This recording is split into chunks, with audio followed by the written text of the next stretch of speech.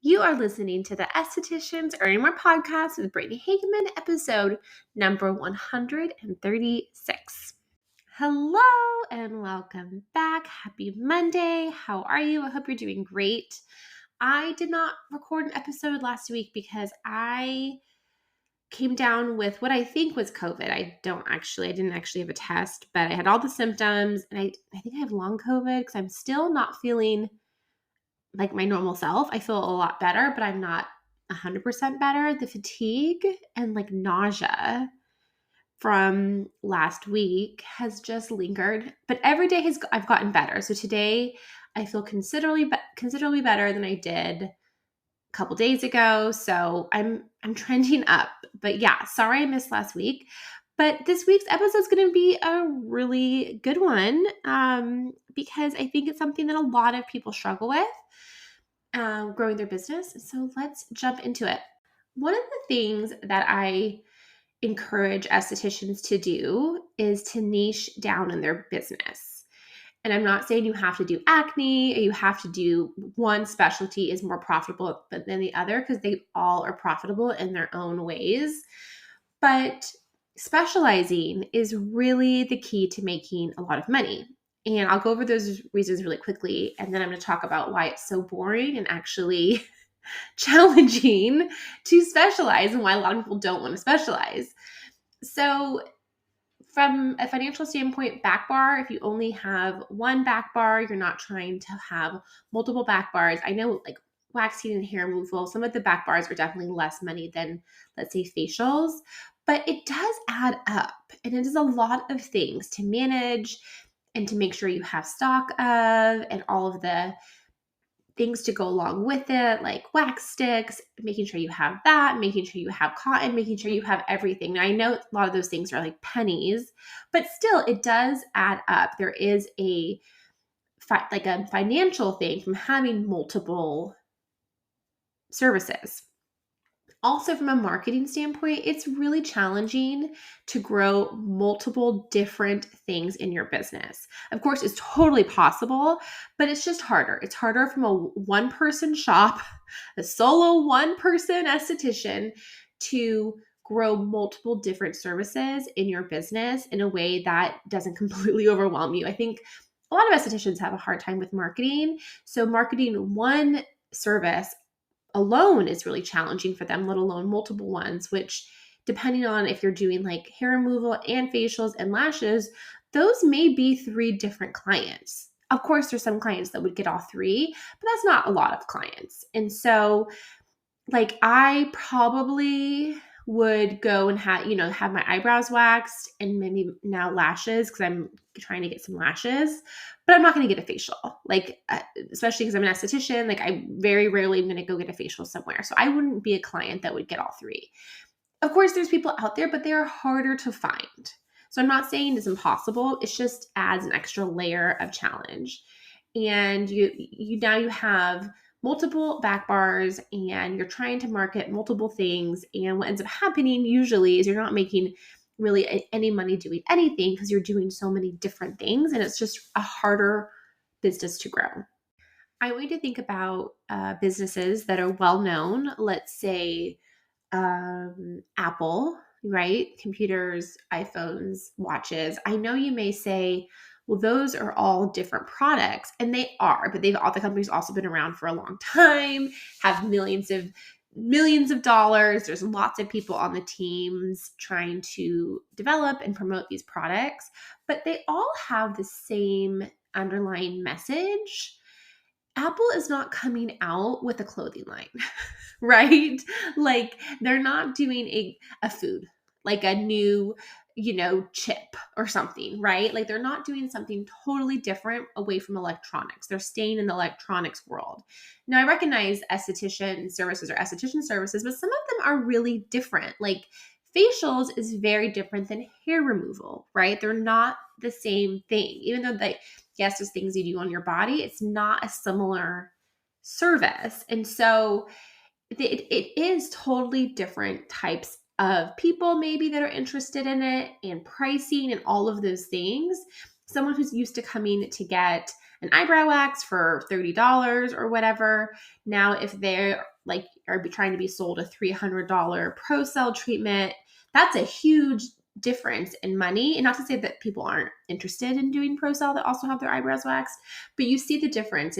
It's just a different business, and that can be a really challenging business to grow and market as one person. If you had a team of people with multiple rooms and multiple back bars, like this is the waxing room and this is the facial room or whatever, that totally makes sense. And that is a much easier business to grow. But you as a solo person, that can be really challenging. So if you have been trying to do all of the things and you haven't been making money in your business, this may be one of the reasons why. I want to be honest with you that once you niche down and you do the same services and have the same type of clients over and over again, a period of time goes by, 6 months, a year, you probably are going to be bored. And I think that is one of the reasons a lot of people don't niche down. I've talked to estheticians who are my clients and people who are potential clients, and they're like, I just love mixing it up every day and doing different things, and I just get really bored really easily. I'm going to tell you right now, that's not a reason to do multiple services. Actually, that's a really not great reason to do multiple services because you get bored. You being excited about having different services is not important. I'm sorry. That is not how business works. This is not a hobby. This is not something you do just for fun. Like I shared, if you listened to the episode, I talk about how many books I read last year. That is a hobby. If I'm reading a book and I don't like it, I just stop reading the book. If I want to skim pages because I'm kind of bored in the book, I just do that because it's a hobby. The only reason I'm doing it is for my own enjoyment, my own play, my own fun.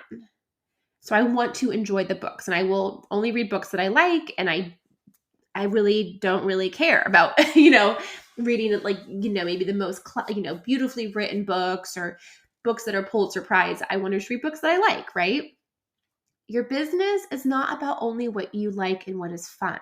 I think that can be a really big challenge for people because they're like, well, I opened a business, so I would love my job.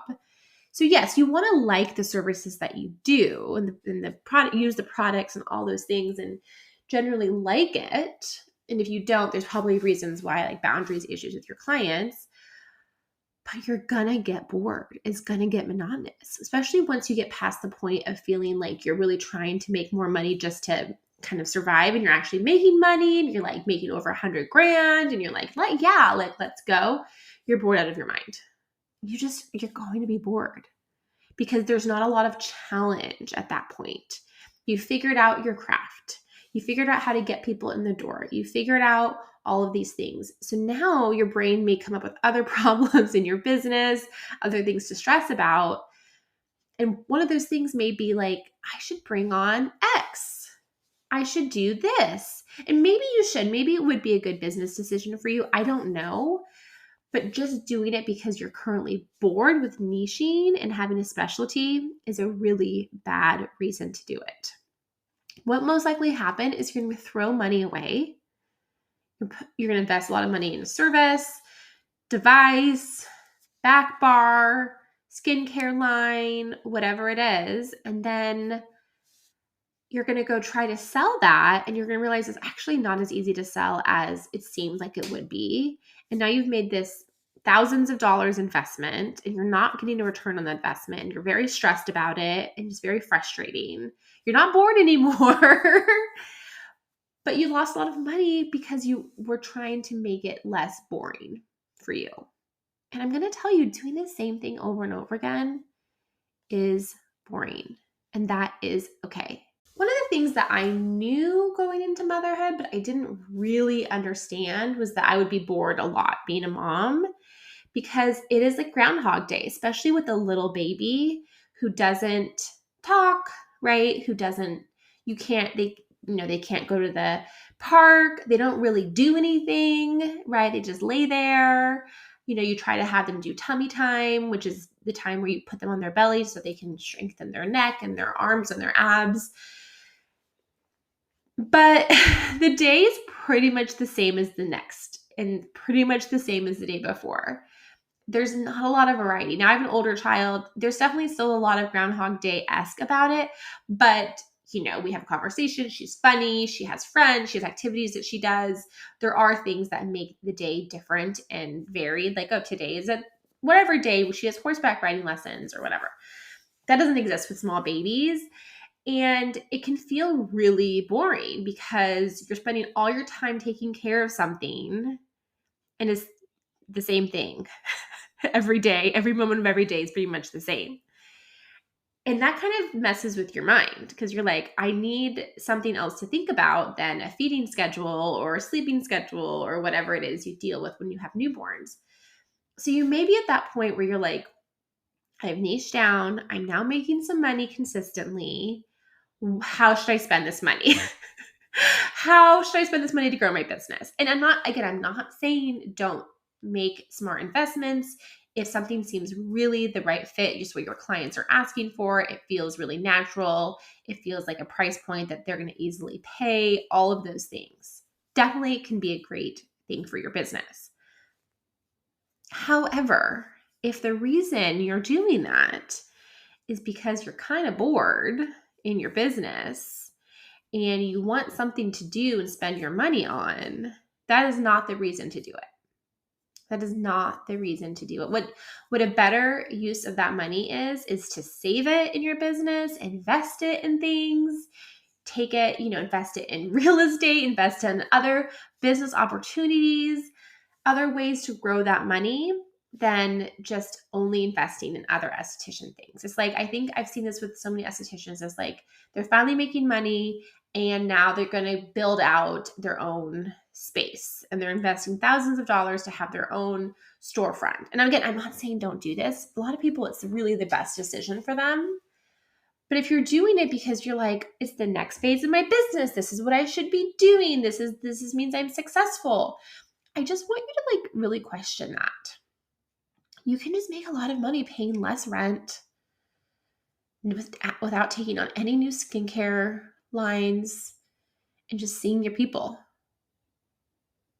And the work for you at that point is just to be okay with it being the same and getting fun and enjoyment out of hobbies outside of your job. I just really want you to spend time thinking about that. As you may have heard, I've been working on hobbies mainly because of being a mom and the monotony of a day-to-day being a mom, and really having fun with my hobbies and really enjoying my hobbies because that makes things different. The books I read are different books. The recipes I cook that I like to bake, it's different food, right? I don't know how it's going to turn out. I'm learning something new. This is fun. So if you want variety in your life, use the money in your business to create variety in your life in a way that's not business related. Learn a new skill, learn how to do pottery, do something that's for you, that's fun, that costs money, but there's no expectation of a return. Because I think what gets dangerous for estheticians is we're like, okay, I have this extra money. I'm now going to get this new line that everyone's, has to have, and everyone says it's the best new line. I'm going to spend all this money. I'm going to invest in it. And then you may not see a return quickly or at all, or it may be just a really challenging experience for you because you're like, okay, now I have to market to a completely different clientele. Because the people if you're clearing acne, they are not usually the same people who are looking for aging, or someone who's looking for aging may not want facial waxing anymore. They may want threading or other things, right? And so you may not, your clientele may not really work with your new thing. And so you have to get a new clientele, which again is totally fine. But if you're not interested in really doing that, that's not interesting and exciting for you and something you want to do, then you just kind of man, I spent all this money on X. Now I have this and I don't really want it. Versus you could have used a lot less of that money on something fun for your personal life that you had zero expectation of making any return of money on. Had a lot more fun. I said this before on this podcast. I'm going to continue saying it because I know we all need reminders. The purpose of your business is to make money. Hopefully, you can also change people's lives. That's the purpose of my business here, is to teach you can make money and change people's lives and have a really good impact on people. Both can be true, money and helping people. But the purpose of your business is not so that you are entertained by it and that it's just fun for you all day, every day. Because if that's what your expectation is, you're going to be disappointed. Business is not always fun. There's a lot of things I do in my business that I don't enjoy doing. There's a lot of things in my business where I have to show up and work when I don't feel like working. It was the same with BLH Beauty. It's the same with this business. Like, you have to show up and work. This is your job. Some days you don't feel like it. Some days you're having a hard time in your personal life and you have to like get your head on straight, right? For your job. That is your job. Your job is to help your clients and make money. Give them a really great service and make money. Your job is not to have it be a hobby, which is pure fun. So if you find that you're bored in your business, instead of investing more money into your business to make it more fun, invest money in a hobby and have fun outside of work. Have so much fun outside of work. It'll make work so much more fun for you. I promise you. If you, on your time off of work, and you really truly take time off work and you're not on your phone and you're not worrying about your business, you're off. And you're enjoying that time off, doing whatever it is that you like to do, you're going to love your business so much more because you're actually using money from your business to live your life versus living your life to enjoy your business, which I think is what a lot of people are trying to do. It doesn't work that way. Don't get me wrong. My business and BLH Beauty, and then this one here, the esthetician coach, I really enjoy it. I really enjoy helping estheticians, and I really enjoyed helping people clear their skin. I really did. It was the best job. These are the best jobs I've ever had in my life. I'm so happy I get to do this as a job. But it is a job. This morning, like I said, I've been feeling sick. I have been taking time to rest more this week than I normally do, but trust me when I say I just wanted to stay on the couch and watch movies when my daughter's at preschool today. And I have been resting more, I have. But this is the job, so I have to show up for it. Right? So try to focus on enjoying your life, using the money from your business to make your life more fun, and then just go to work when it's time to work. Have a fantastic week. I'll talk to you next week. Bye for now.